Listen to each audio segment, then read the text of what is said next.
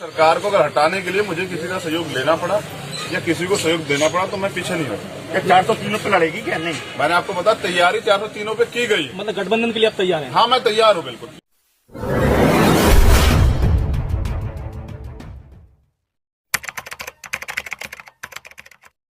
आपका यहाँ आना हुआ है, सबसे पहले तो आप श्रद्धांजलि देने आए थे, उसके अलावा आपकी क्या रणनीति है आगामी विधानसभा चुनावों को लेकर बुलंदशहर के लिए? देखिए, पहले तो एक साथी खो दिया और साथियों की अहमियत, एक कार्यकर्ता पदाधिकारी की अहमियत जो है एक कार्यकर्ता दूसरा जानता है। मैं भी आजाद समाज पार्टी का कार्यकर्ता हूँ और मैंने अपना भाई खोया, तो अब मैं परिवार से मिलने आया था और उनके आज के बाद उनके साथ जीवन में मेरा एक और रिश्ता हो गया, तो मैं उस रिश्ते को निभाऊंगा। हमारी बच्ची है जो डॉक्टर बनना चाहती है, तो मैंने परिवार से वादा किया कि उसको डॉक्टर बनाने के लिए जो परेशानियां, जो भी समस्या आएंगी उनका समाधान हम लोग करेंगे। बुलंदशहर मेरी कर्म भूमि, भले ही मैं जन्म सहारनपुर में हूँ, लेकिन ये मेरी कर्म भूमि है। यहाँ के लोगों ने मेरे ऊपर भरोसा किया। जब मैं पहला चुनाव लड़ने के लिए विधानसभा यहाँ आया तो इन्होंने मेरे ऊपर भरोसा भी किया, विश्वास भी किया और मुझे सपोर्ट भी किया। तो मैं बुलंदशहर को अपने घर की तरह देखता हूँ। तो घर में क्या रणनीति होती है, घर सबसे मजबूत किया जाता है, तो मैं इसे मजबूत करूँगा। और जिस तरह से अभी हमारे कार्यकर्ताओं ने पिछले हफ्ते जो मीटिंग की थी उसमें मांग उठी थी कि मुझे यहाँ से चुनाव लड़ना चाहिए, तो अगर हमारे कार्यकर्ता कहेंगे तो मैं यहाँ से चुनाव जरूर लड़ूंगा। लेकिन हमारा अंतिम लक्ष्य ये है कि वर्तमान में जो उत्तर प्रदेश में गुंडा राज चल रहा है, जैसे कि अभी आपकी जानकारी के लिए बताऊं कि हाथरस पीड़िता जो है उसके वकील और उनके परिवार पे कल कोर्ट रूम में हमला हुआ। तो समझिए कि जब यहाँ कोर्ट में भी जो है सुरक्षित नहीं है लोग, तो फिर कोर्ट के बाहर क्या हो रहा होगा?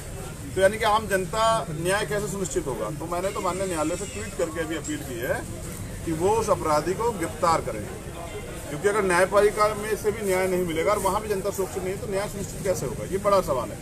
उत्तर प्रदेश जो है अपराध की राजधानी हो गया है, तो अब जनता यहाँ से मुक्ति चाहती है और इसके लिए 2022 की तैयारी हम लोग कर रहे हैं। और जैसा मैंने पहले भी कहा कि भारतीय जनता पार्टी की इस सरकार को, जो लोकतंत्र विरोधी है, संविधान विरोधी है, जो गरीबों के, मजलूमों के अधिकार विरोधी है, सरकार को जो किसानों के विरोधी है, इस सरकार को अगर हटाने के लिए मुझे किसी का सहयोग लेना पड़ा या किसी को सहयोग देना पड़ा तो मैं पीछे नहीं हूँ।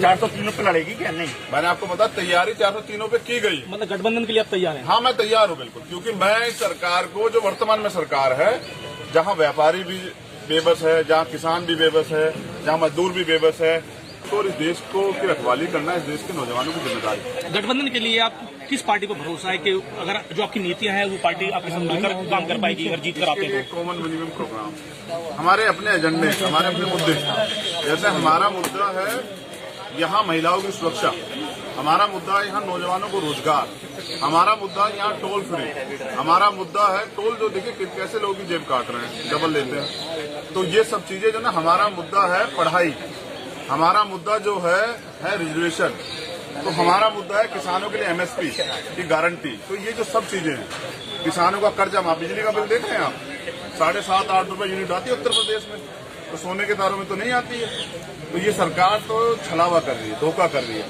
हर हमसे पेट नहीं भरा जा सकता। भाजपा को रिव्यू में सुप्रीम कोर्ट ने पुराने काम को लेकर के याचिका दाखिल की, जिसकी कई पार्टी विरोध में आई, आपकी पार्टी भी करती है। देखिए, मेरा सबसे पहले मेरा स्टैंड था कि ये गलत है।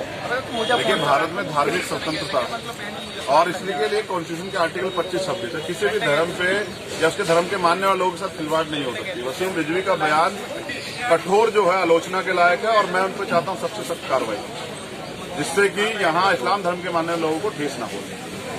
भाजपा को हराने के लिए किसी भी वो दल अगर सत्ता बनाने के लिए पर्याप्त संसाधन जो है, यानी कि पर्याप्त ताकत में वो